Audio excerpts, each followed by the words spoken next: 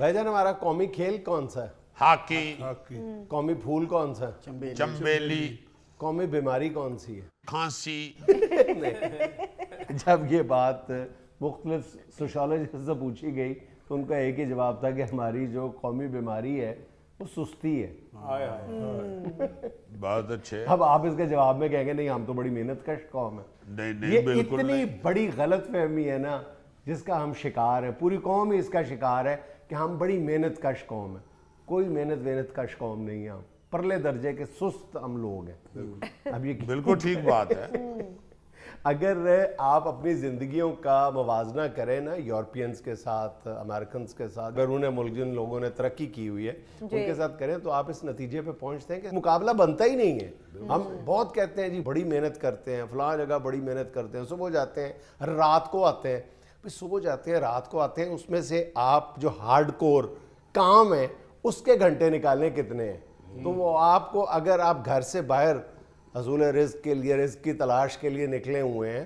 تو آپ دیکھتے ہیں کہ میں تو 12-14 گھنٹے گھر سے باہر رہا ہوں کام کے لیے، لیکن ہارڈ کور کام کتنی دیر کیا تو 3 یا 4 گھنٹے بھی نہیں بنتے ہوں گے۔ ہاں جی، آپ اپنا عام طور پہ دیکھ لیں کہ آپ نے گھر میں کسی کاریگر کو لگایا ہوا ہے، مزدور کو لگایا ہوا ہے، مستری کو لگایا ہوا ہے، تو ذرا اس کے جو ورکنگ آورز ہیں یا ورکنگ منٹس ہیں وہ نوٹ کریں اور جو اس کا ٹائم سپینڈ ہے وہ نوٹ کریں کہ وہ آپ کے پاس رہا کتنی دیر ہے، صبح 9 سے 5 بجے تک رہا ہے، لیکن اس میں سے اس نے کام کتنا کیا ہے، تو آپ یہ جان کے شرمندہ ہوں گے کہ ہر بندے کا یہ حال ہے، ہمارا اپنا بھی یہی حال ہے۔ بھائی بات یہ ہے کہ کوئی میرا خیال ہے کوئی سائیکیٹرسٹ یا کوئی ایسا ہوگا دانشور جو کہتا ہے کہ آپ نے کسی ملک کی ہارڈ ورکنگ یا اس کی ترقی دیکھنی ہے یا اس کی محنت دیکھنی ہے تو آپ کسی فٹ پاتھ پہ یا پلیٹ فارم پہ لوگوں کے عوام کے پاؤں کی طرف دیکھیں، قدم دیکھیں، وہ جتنی تیزی سے اٹھ رہے ہیں اتنی وہ قوم جو ہے وہ تیزی سے ترقی کر رہی ہے۔ چینیوں کو دیکھ لیں، چینیوں کو کسی پلیٹ فارم ساڑھے تے پلیٹ فارم آتے تینوں تھے بینچ تے ستے نے، ایک بینچ دے تھلے وڑ کے ستا ہے، ایک پران پیر ہوتے رکھ کے بینچ تے بیٹھا ہے سگٹ لا کے، ایک بار بار لائن وال ویکھ کے کہہ رہے ہلے ادھا گھنٹہ لیٹ ہے، آدھا گھنٹہ لیٹ ہے۔ میرا مطلب ہے فرینکلن کا نام آپ نے سنا ہوگا، امریکہ کا اب میرا کلاس فیلو تھا یار، بات کرتا ہوں اس کا کام عقل و دانش اور تم اسی سے تو پتہ چلتا ہے کہ وہ میرا کلاس فیلو تھا۔ وہ یہ کہتا ہے کہ پرسکون زندگی میں اور سست زندگی میں زمین آسمان کا فرق ہے، کہتا ہے سونے کے لیے تو قبر میں ساری عمر پڑی، یہ بات بڑا تاریخی جملہ ہے اس کا۔ اور آپ یہ دیکھیں کہ ہم یہ سمجھتے ہیں کہ یہ پرسکون زندگی ہے، یہ جو ہم کام نہیں کرتے تو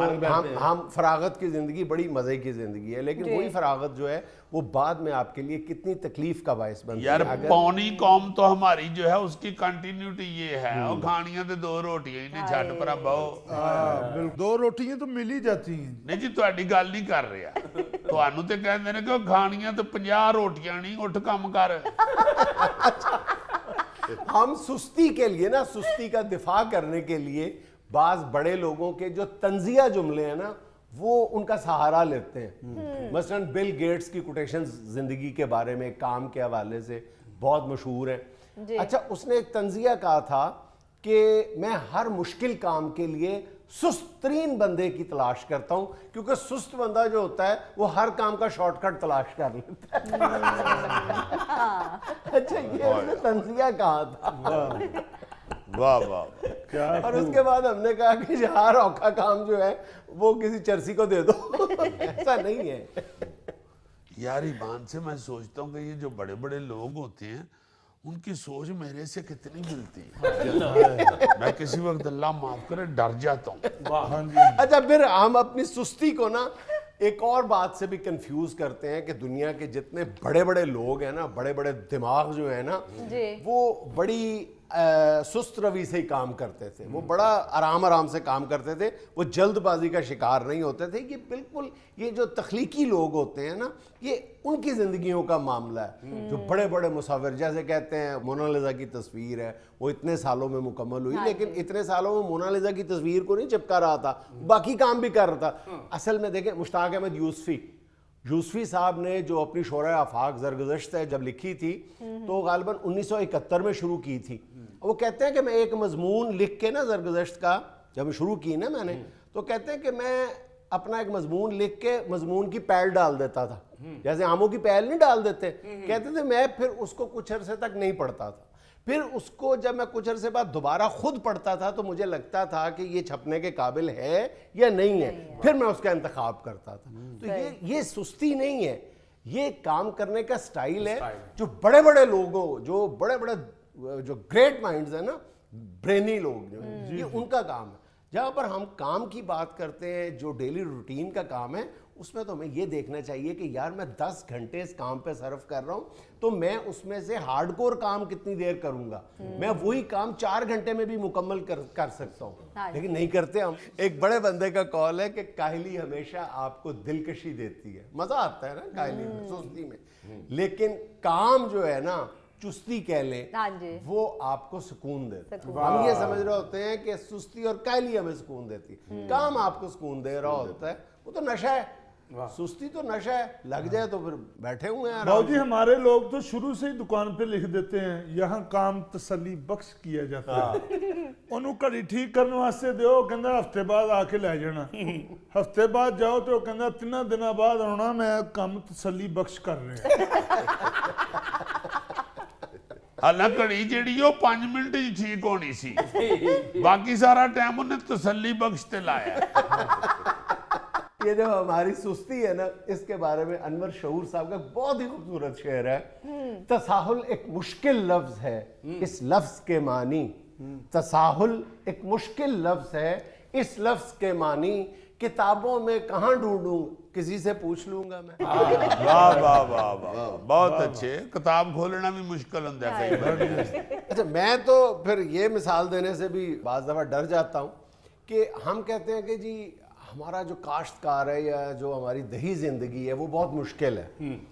اچھا, خواتین کی حد تک بلکہ میں اس بات پہ قائل ہوں کہ جو دیہاتی خواتین ہیں ان کی زندگی بہت مشکل ہے. اچھا, جو ہمارا کاشتکار ہے, کسان ہے, اس کی زندگی بھی کوئی آسان نہیں ہے, لیکن پھر میں وہی کہوں گا کہ اس کے جو ورکنگ آورز ہیں دنیا میں, جو اگر ہفتہ وار کام کرنے کے گھنٹوں کے حوالے سے دیکھا جائے تو وہ شاید دنیا کے 4-5 ملکوں میں ان کا شمار ہوتا ہو, ہمارے دیہی زندگی کے جو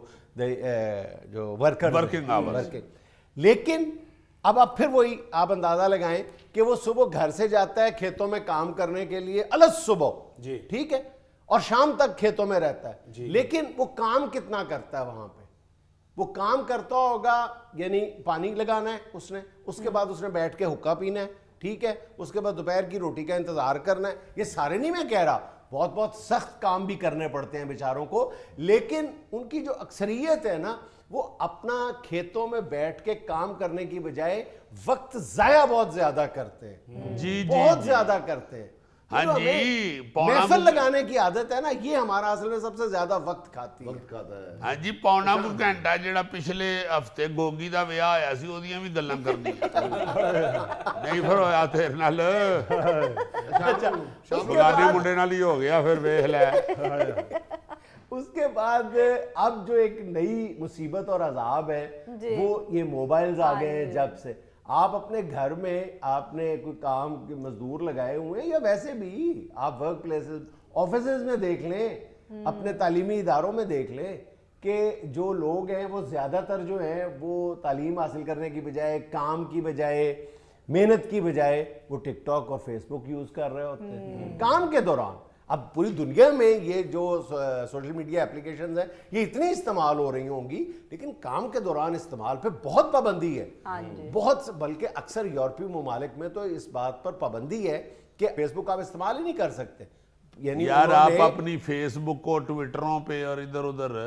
پوسٹ پڑھ کے ہی اندازہ لگا لو کہ ہم کتنے کو عقل مند اور کس فضول کام میں وقت ضائع کر رہے ہوتے ہیں. ایک تو ہوتا ہے نا کہ چلو جاپان کا سنا جی, وہاں ٹیکنالوجی اور سائنس کے حوالے سے, ایجوکیشن کے حوالے سے, نالج کے حوالے سے پوسٹ لگائی جاتی ہیں اکثر سوشل میڈیا کی ہر جگہ پہ. تو یہاں پہ تو آپ اپنے کسی امریکہ, کینیڈا یا کسی انگلینڈ میں اپنے کسی جاننے والے کو میسج کرتے ہیں कि फलां फलां गप मारने के लिए, अगला जवाब 1 सेकंड में आ जाता है कि आई एम एट वर्क। हाँ मैं नहीं बात अभी कर सकता, हाँ बाद में करूंगा जब मैं फारग हो जाऊंगा, अभी नहीं मैं बात कर सकता। ਇੱਥੇ ਹੀ ਜ਼ੁਲਫੀ ਸਲਾਹ ਕਰ ਦਿੰਦਾ ਸ਼ਾਮ ਨੂੰ ਕਿੱਥੇ ਬਹਿਣਾ ਹੈ ਦਿਨੇ ਕਿੱਥੇ ਬਹਿਣਾ ਹੈ ਉਹ ਕੱਲ ਉੱਥੇ ਬਵਾਂਗੇ ਯਾਰ बह के थक जाना तो फिर कितने बहना ਫਿਰ ਇੱਕ ਦੂਜੇ ਨੂੰ ਪੁੱਛਣਾ ਕਿੱਥੇ ਬੈਠੇ ਹੋ